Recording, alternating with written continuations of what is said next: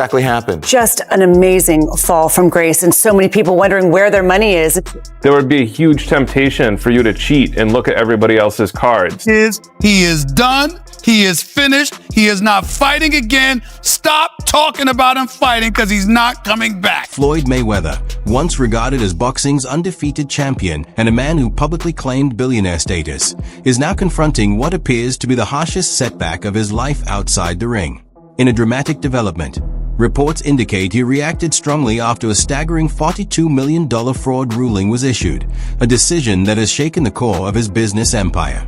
Formerly known for showcasing extreme wealth, private aircraft, and luxury watches worth millions, the boxing star now faces intense public scrutiny as information about his alleged connection to a large-scale fraud operation continues to emerge. To my lifestyle, showing the people how I live. Now, I know you guys see me on a regular talking about real estate. Well, lately, I purchased 62 apartment buildings in New York City.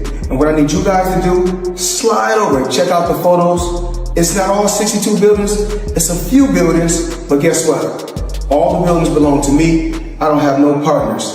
And all the retail down low on my buildings all belong to me. The unbeaten boxing legend, famous for his lavish way of living, now stands at the heart of a sweeping real estate acquisition controversy tied to an alleged $42 million property tax fraud case. Legal filings claim that Floyd Mayweather orchestrated a plan built on fabricated paperwork, exaggerated company valuations, and the diversion of investor money to finance personal extravagances. Floyd Mayweather is on an absolute real estate buying spree. I'm honestly having kind of a hard time keeping up with all this. Just listen to some of these headlines. All of these were posted just in the last 8 days alone. Floyd Mayweather lands $402 million deal to buy over 60 buildings in New York City. Mayweather puts $100 million in $3 billion JV. Mayweather buying a stake in former Versace mansion in Miami Beach. I knew this guy was rich, and it's no secret that he's been doing some big real estate deals lately, but he's absolutely on a roll right now. Different sources give different numbers, but Floyd's net worth is estimated to be as high as $1.5 billion, which makes him one of the wealthiest athletes in the world. Because of that, he's owned massive mansions in Las Vegas, Beverly Hills, and Miami over the years. Floyd Mayweather is rapidly expanding his real estate holdings at a pace that's tough to follow. It's honestly challenging to keep track of every development. Just look at several headlines released within the past 8 days alone. One details a $42 million agreement to acquire more than 60 properties across New York City. Another reports a $100 million investment tied to a $3 billion joint venture. There are also stories about him securing a stake in the former Versace mansion in Miami Beach. His wealth has never been a secret, and while he's completed major property deals before, his recent streak shows serious momentum. Various estimates place his net worth as high as $1.5 billion, ranking him among the world's wealthiest athletes.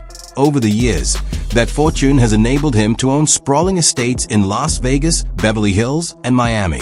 My first investment was real estate, commercial real estate, huge. Skyscrapers, actually. Actually, what I own. You're bragging now. No, I'm not bragging. Now you're bragging. No. You can brag, man.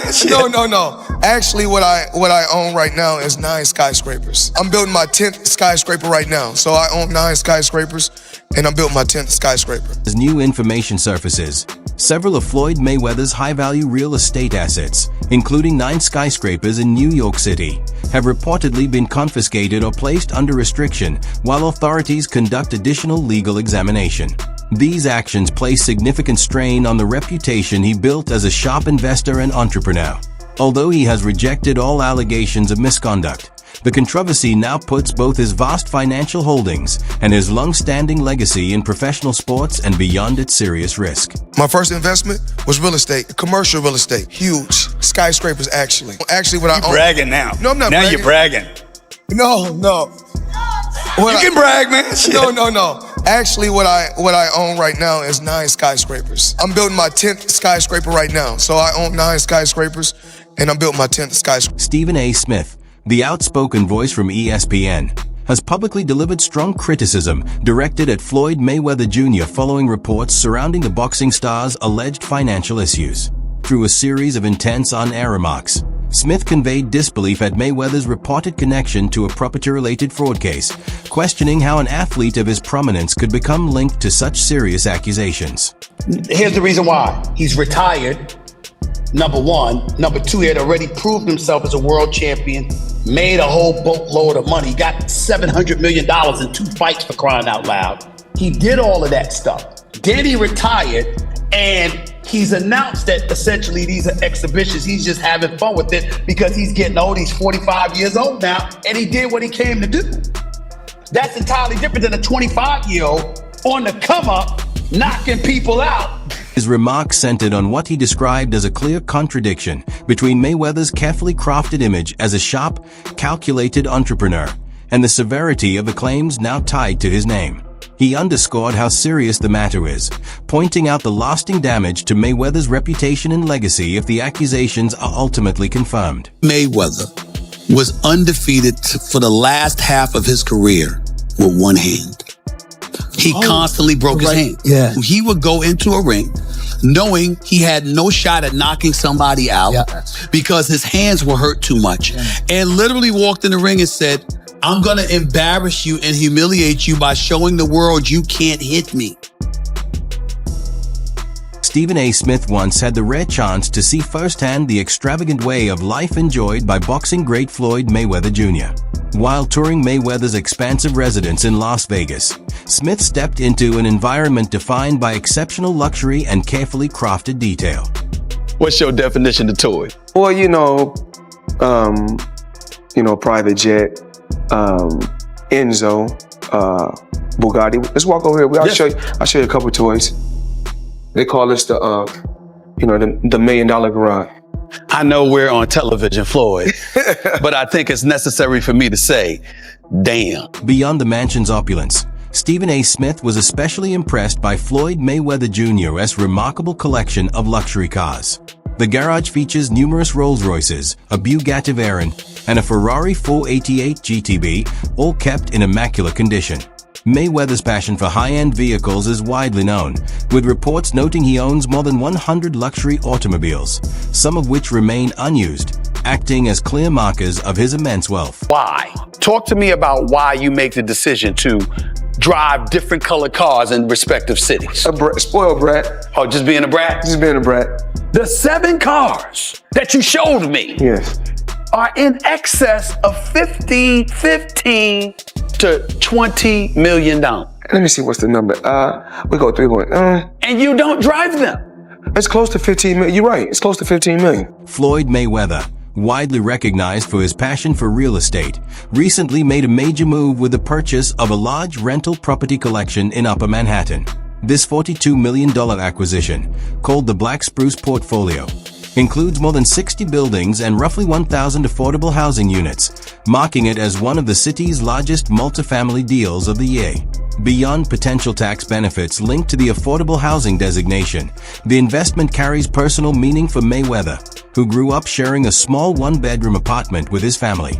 This all started with the announcement that Floyd was buying a $402 million multifamily portfolio called the Black Spruce Portfolio. A source revealed to The Real Deal that he went into contract to pay $402 million for a 1,000-unit affordable housing portfolio of more than 60 buildings. These buildings are concentrated in the Upper Manhattan area, and this deal would make for one of the city's biggest multifamily deals of the year. Anyways, we know Floyd is big on putting his money into commercial real estate deals, but a 1,000-unit multifamily portfolio is a massive buy, even for a guy like him. The question is, why would he, or anybody for that matter, be interested in buying all of these affordable housing units all at once? Well, for one, some of this portfolio is reported to offer a tax exemption due to the fact that the majority of the units are designated as affordable housing. The buildings acquired through Black Spruce Management qualify for tax incentives designed to encourage landlords to preserve affordable housing.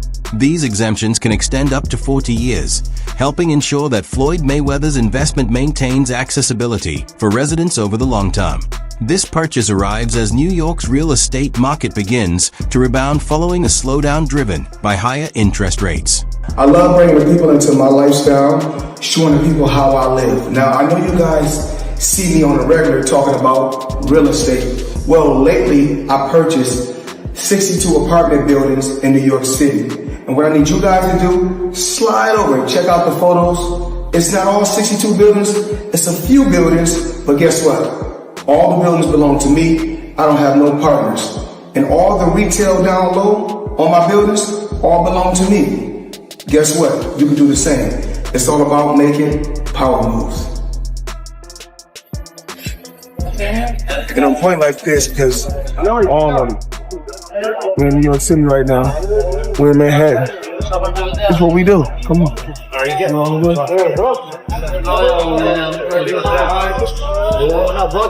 way.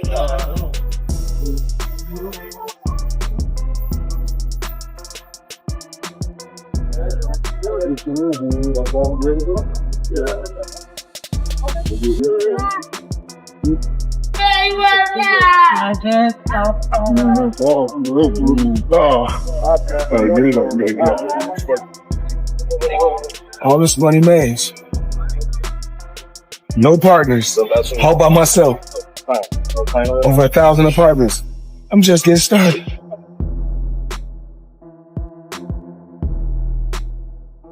Beyond the monetary benefits, Floyd Mayweather sees real estate as a way to motivate others. He frequently highlights his projects publicly, emphasizing that anyone can take similar steps, framing it as a strategy for making impactful decisions. This perspective reflects his view of property investment not merely as wealth building, but as a vehicle for empowerment and creating a lasting legacy. Seeing one of my buildings is One Summit, Yes.